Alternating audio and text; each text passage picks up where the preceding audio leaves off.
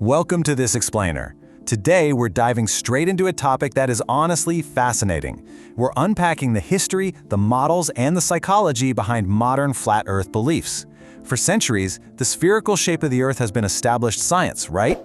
But in our hyper-connected, super-advanced era, a completely pre-scientific idea has somehow found a massive new audience. So we're going to look strictly at the data, the historical records, and the sociological studies to understand exactly how and why this is happening today. Just get a load of this. A 2021 survey found that around 10% of the United States population actually believes the Earth is flat. Take a second to process that. 10%. Statistically speaking, the next time you're at the grocery store or hanging out at the office, you're probably interacting with someone who holds this view or at least heavily questions the established consensus. It just goes to show we're dealing with a very real, significant cultural movement here that definitely warrants a closer, objective look. Here is our roadmap for today. We'll be covering 1. The modern internet resurgence. 2. Origins of the flat Earth. 3. Models and factions. 4. Putting beliefs to the test. And finally, 5. The psychology of denial. Let's jump right in. Part 1. The modern internet resurgence, fueling the fringe. Okay, so it's a huge paradox, right? You'd think with unprecedented access to satellite imagery and global data, this belief would just vanish.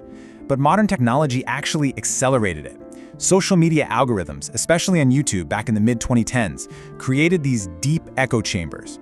It caused what sociologists call a leveling effect. Basically, a lifelong astrophysicist suddenly carried the exact same weight on your feed as a charismatic conspiracy influencer.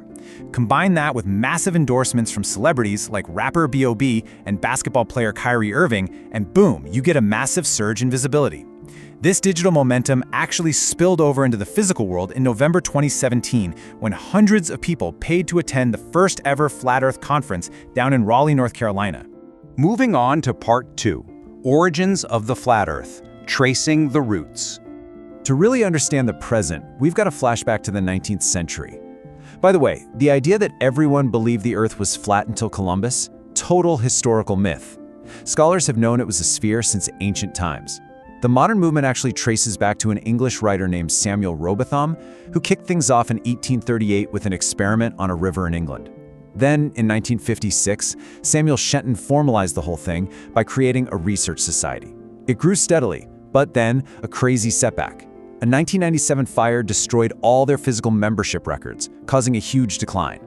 But you can't keep a fringe movement down forever. In 2004, an unrelated guy named Daniel Shenton resurrected it online. And by 2009, it was officially relaunched on the web, perfectly timed for that social media explosion we just talked about. Let's talk about Rowbotham's Zetetic Astronomy, because it's basically the foundational text for modern believers. He argued the Earth is a flat disk, North Pole at the center, surrounded by a massive wall of ice, Antarctica, that keeps the oceans from spilling over. But the absolutely crucial takeaway here is his methodology. He insisted that human senses should completely override scientific consensus. Essentially, if it looks flat to your naked eye, it is flat, period. Any complex math suggesting otherwise is just an illusion.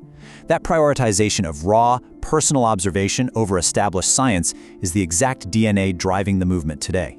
All right, Part 3, models and factions, not a monolith. Now, it's super easy from the outside to think of these folks as one big unified group, but exploring their community reveals some deep internal drama.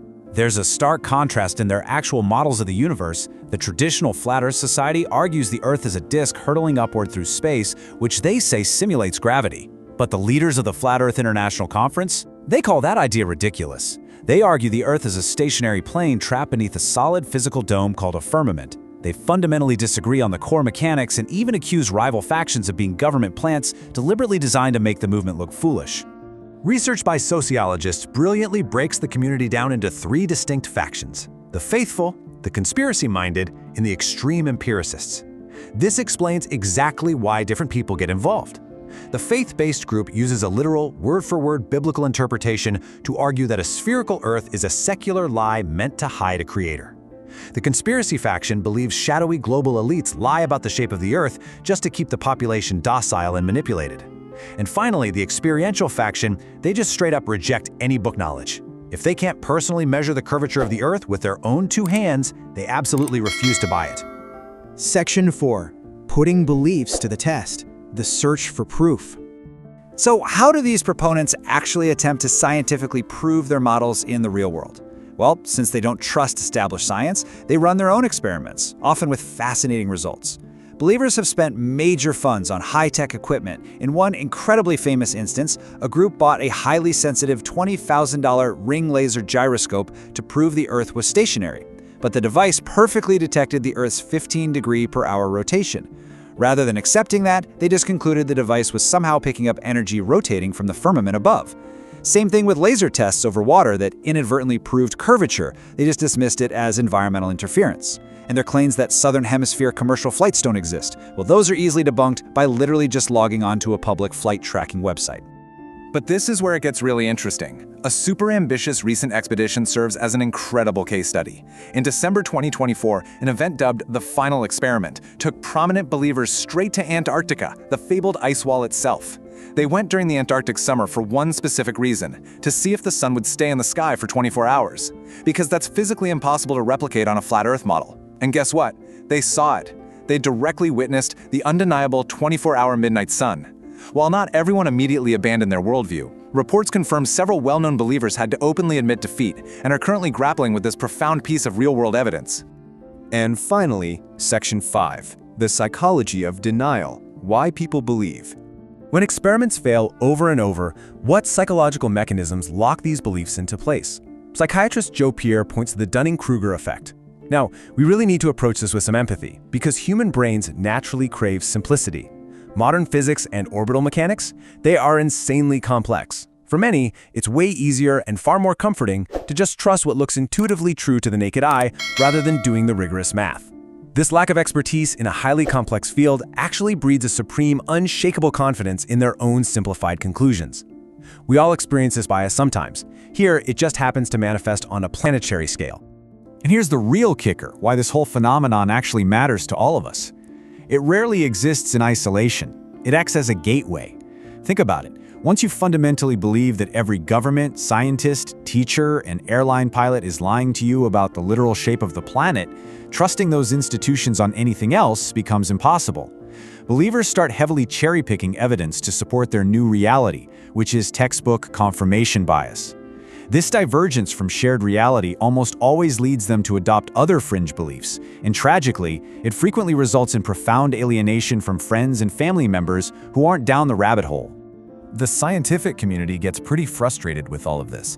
Neurologist and science communicator Steven Novella summarized it bluntly, calling the movement a horrifically simplistic view of the world and a profound rejection of human knowledge. That frustration is totally understandable. But sociologists and psychologists are super quick to point out that just calling people ignorant or lazy, that has historically proven completely ineffective at actually changing minds or bringing folks back to a shared understanding of reality. So, as we wrap up this explainer, here's the big question we have to ask ourselves. How can society bridge this massive gap in scientific literacy and empathy before more people drift off into digital echo chambers? Experts say that instead of just mocking those who hold these beliefs, we need to completely revamp how we communicate science, how we teach critical thinking, and how we address the underlying institutional distrust that fuels these movements in the first place. It's a tall order for sure, but in an age where algorithms can easily replace reality with a comforting fiction, it is absolutely essential. Thanks for joining me on this deep dive. Keep questioning, keep learning, and I'll catch you next time.